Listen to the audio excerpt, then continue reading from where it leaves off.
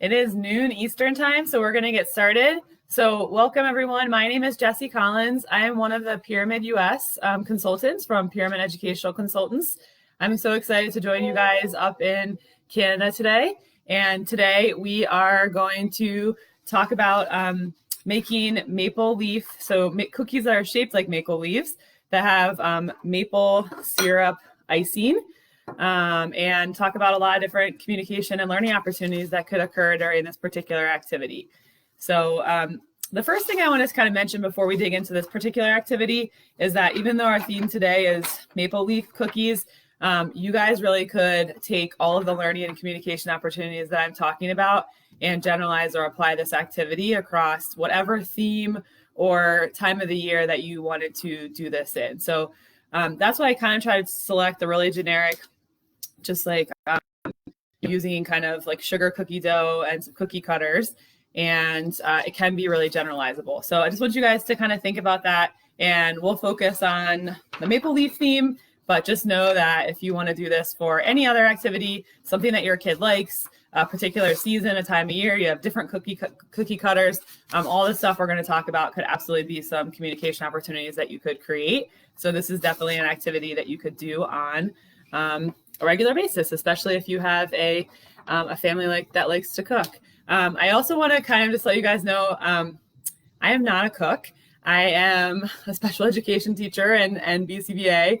And so I actually have some pretty funny cooking fails to share. It would have been even better if they were live, but I will show you guys some hacks. And if you guys run into the same mistakes that I made this morning, then it's okay. You guys can figure it out as well. So the other thing I wanted to kind of show that I'm going to kind of use, and this is definitely not, mine are taped on here just because I didn't laminate and put these with Velcro. Normally when I would do this, if I did this in my classroom and I was going to reuse this board, I would laminate and put Velcro on these and make sure that they're a little bit more durable. But available with this video, just so you guys also know, there is a lesson plan, and there are also a set of pictures that are available. I love this. I use this a lot, especially in group or different activities. This is our activity board. It's really durable plastic, and it comes with the bigger pages. So this is not a learner's specific textbook. So every kid would still have their own textbook. But when the kids come to maybe a lesson or something that you're doing, and it's not something that's going to be like a set of vocabulary that would be in their book every single day, they would still bring their book over. And I may even still use their book as a teaching surface. But then I a lot of times create activity boards like this. So this is kind of nice because it could have a lot of different boards.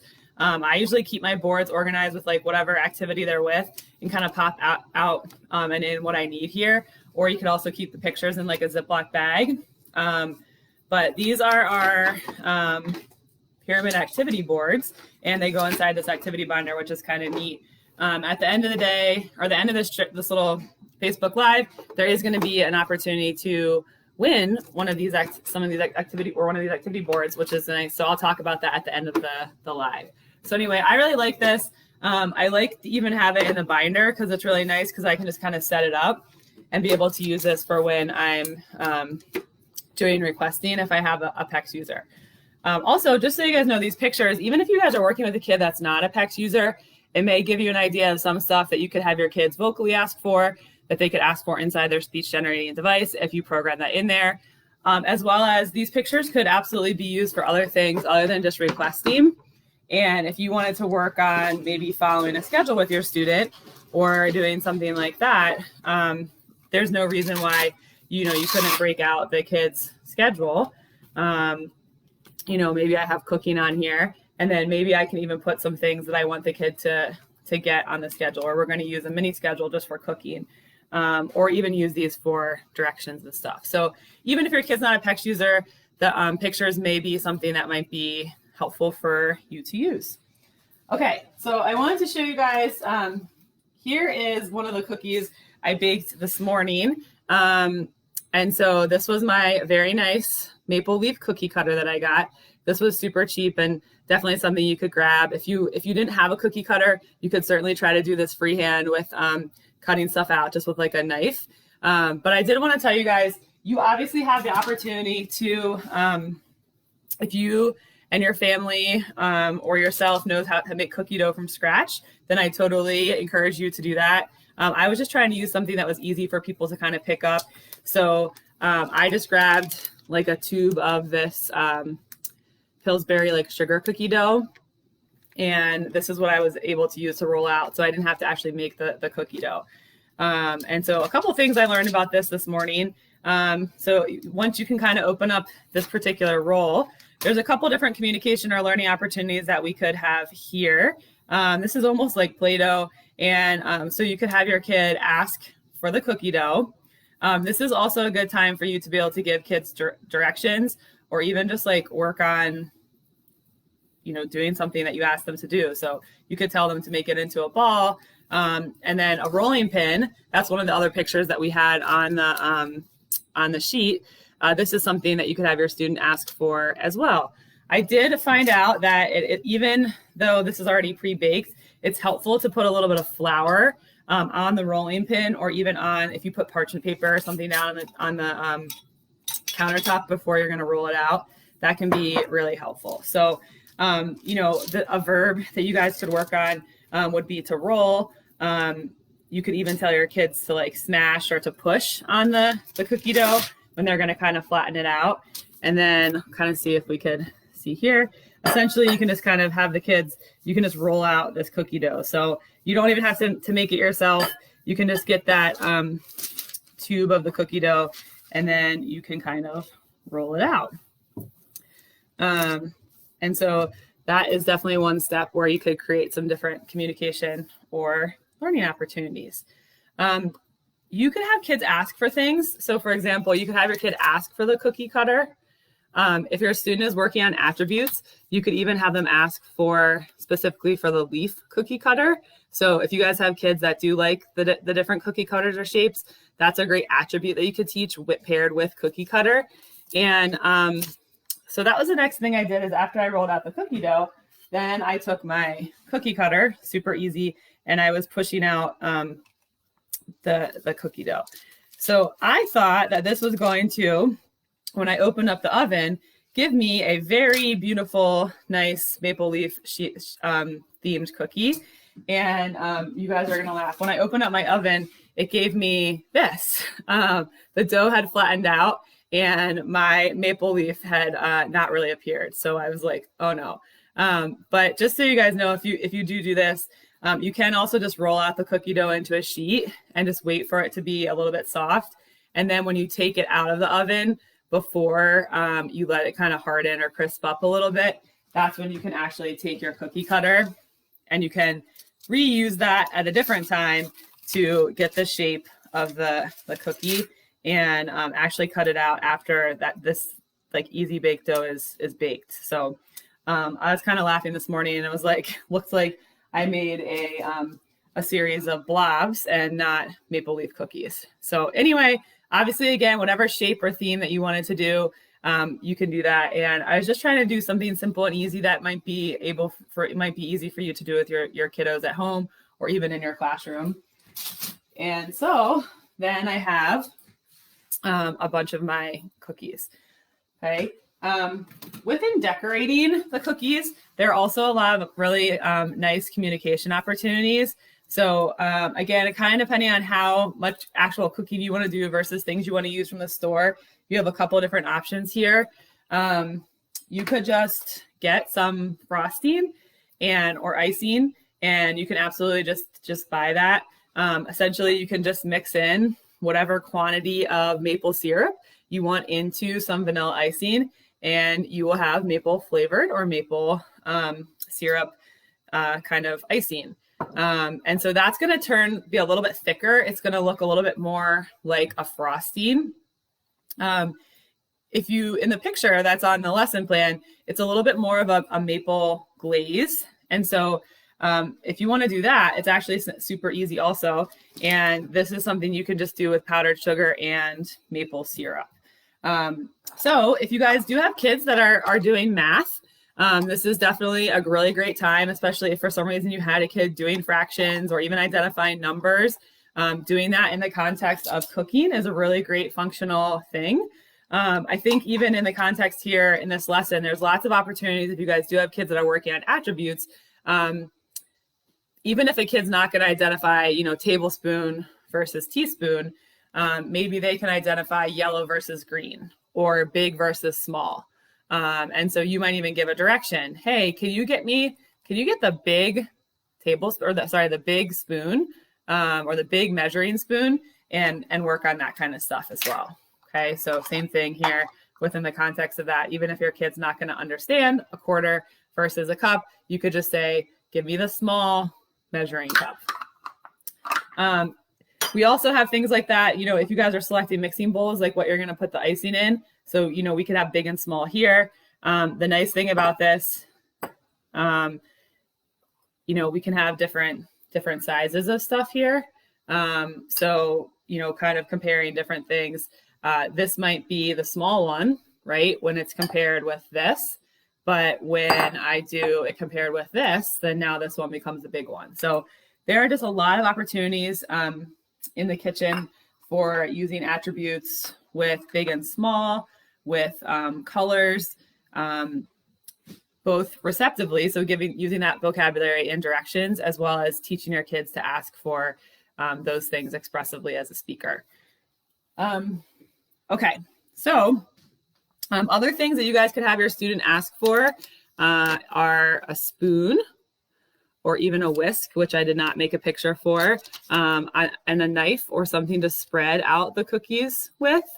Obviously, your kid could ask for any of the materials, so like syrup or cookie dough or even cookie pan.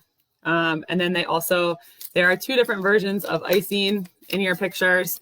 They could ask for the icing, or also there's a version like this. So I picked this up just because it was red, and so if you wanted to make some you could even make a Canadian maple leaf, like from the flag. And so this was nice because I thought this was, again, work on some kids' fine motor skills, and it's already in the bag for you. You can also create something like this by putting icing with food coloring. So again, another opportunity. And if your kids don't want to do red and they want to make a purple one or a green one or a blue one, then I never care. We want them to be creative. So that's a nice thing also about getting plain icing, even once you put the maple syrup into it to give it the flavor. You could also add some food coloring if you want. So this is optional.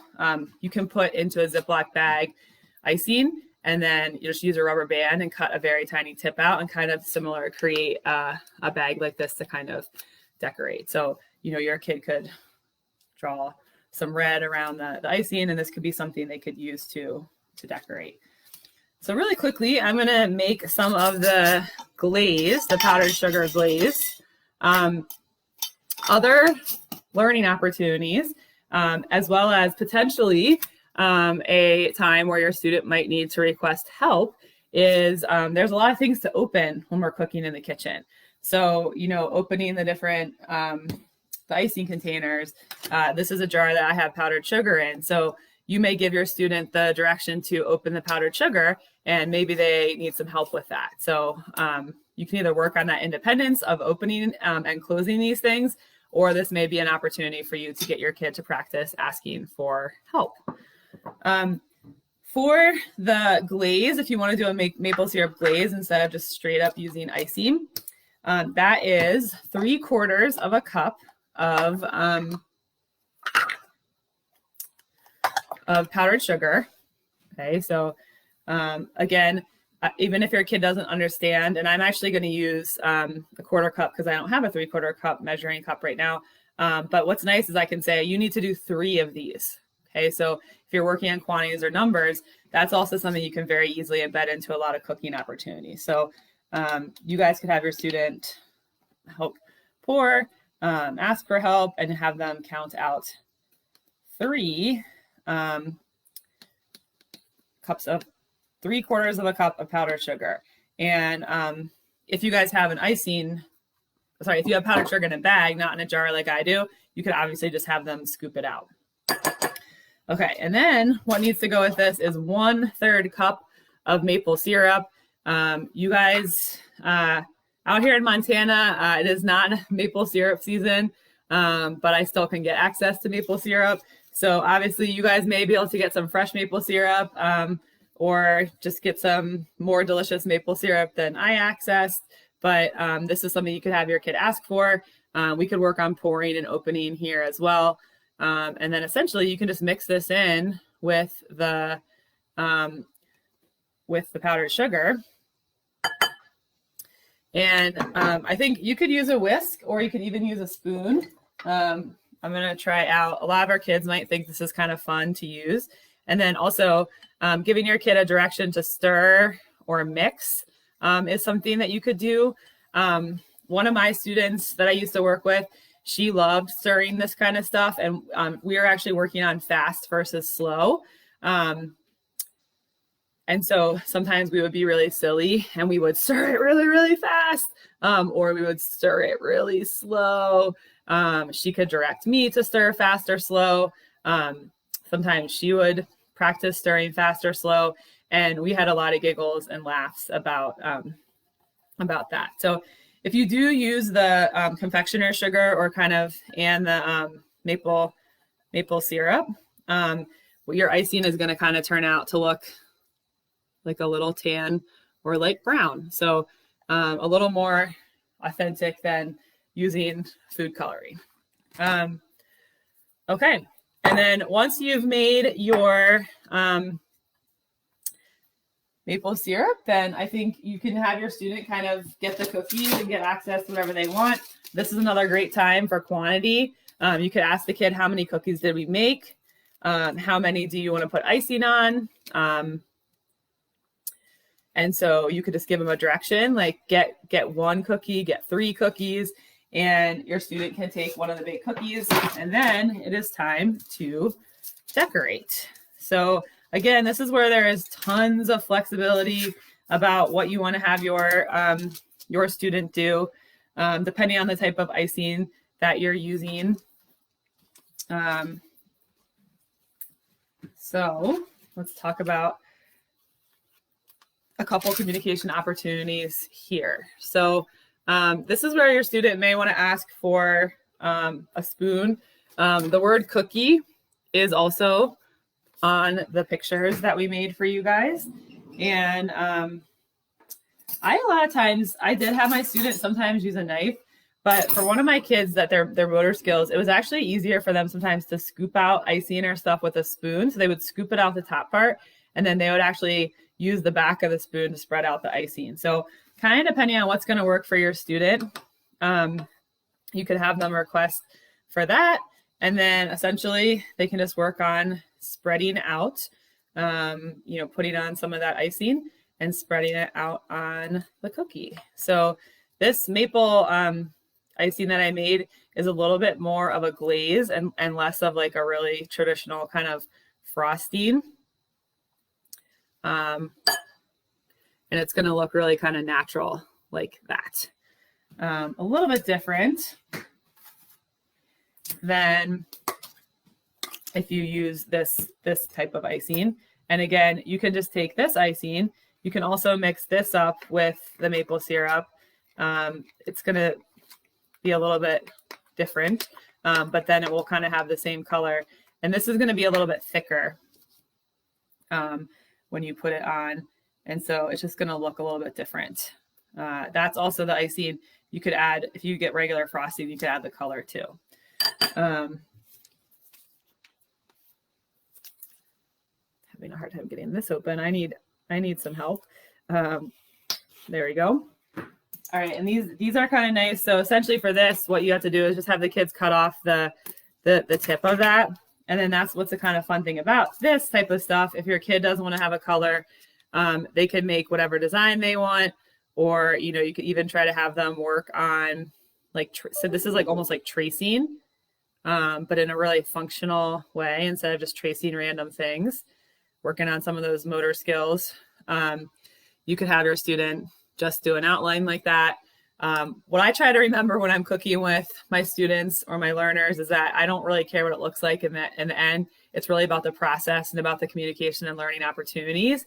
So, if your kid wants to do swirls, if they just go like this and, this is what my cookie looks like, then that's what it looks like, and it is okay.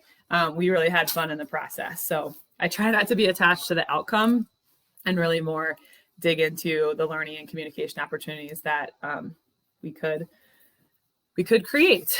So remember, when you're doing an activity like cooking, you know, there's tons of opportunities for communication, but also for all those other type of academic or other learning opportunities. The lesson plan that's going to come with this for you guys mentions some of the requesting things. Also, one of the things that you could work on if your student is doing some commenting is talking about what the cookies look like, talking about what the cookies smell like. I always like to do taste tests with my kids when we actually cook. And on the picture set, there's a little picture for yum. So, you know, your kid gets to taste the cookie and see, they could say yum or yuck, or I like it or I don't like it. And so you guys could even, especially if you're doing this in a group, you could do a little taste test and you guys could have a little cookie review. If you guys were even doing this with kids that were working on math skills, you could have even a student record, you know, how many kids said yum versus how many kids said yuck, and let's look at those numbers, or let's graph that. Or so we could really take that to a more academic extreme, or something as simple as just getting our kid to say, I like it versus I don't like it. So we could definitely work on commenting. I think sometimes also not always trying to create a communication opportunity or giving a direction, and also work on a little bit of independence. So I think taking out the materials, a lot of times we tend to take everything out for our students or our learners. So having your kids involved in, you know, getting the bowl and putting it on the table, and one, following those directions, or two, just independently having the kids just do some of that stuff with cleanup, putting stuff into the dishwasher, into the trash can, into the sink. Those are all really great skills that we can work on. If you have a kid that's learning about like oven safety or things like that, and is actually using that, turning the oven on, turning the oven off, being aware that it's hot, using an oven mitt. That may not be something that you're addressing, and that's okay. You guys certainly don't have to do all of these learning opportunities in one cookie lesson. What I want you guys to think about is that, you know, let's even say you just make cookies with your kids or your learners once a month throughout the year, different theme. We could really try to focus on some of these things and build some consistency with some of the things we want our kiddos to practice, but in a really fun activity. So tons of opportunities to practice independence, to practice requesting, to practice commenting, to practice following directions. Also, for you guys to have kids that are working on some of those critical communication skills that we talk about. Waiting. So waiting is sometimes really hard. Even like a earn do or a first then. So sometimes our kids have a really hard time. They just want to eat the cookies so badly. And so maybe you can even say, you know, we're going to make these cookies, but we have to first do a couple of these things. And so we could definitely bring in some of the other things behaviorally as well for our students and embed those opportunities right into our cooking activities as well. So I hope this gives you guys some different ideas for a variety of learning opportunities and gives you guys a way to use that delicious maple syrup that you guys are getting. And again, remember, you could vary this or generalize this for any type of cookie or thing that might be good for your kid. And so, again, just so fantastic. This is that activity board binder, the activity binder. This is like one of my favorite things. I have boards that I use that are connected to books and connected to art lessons and connected to different cooking lessons. And when I was in my classroom, I literally just had a bunch of Ziploc bags. One bin was my cooking bin, one bin was my art bin, one bin was my literature bin.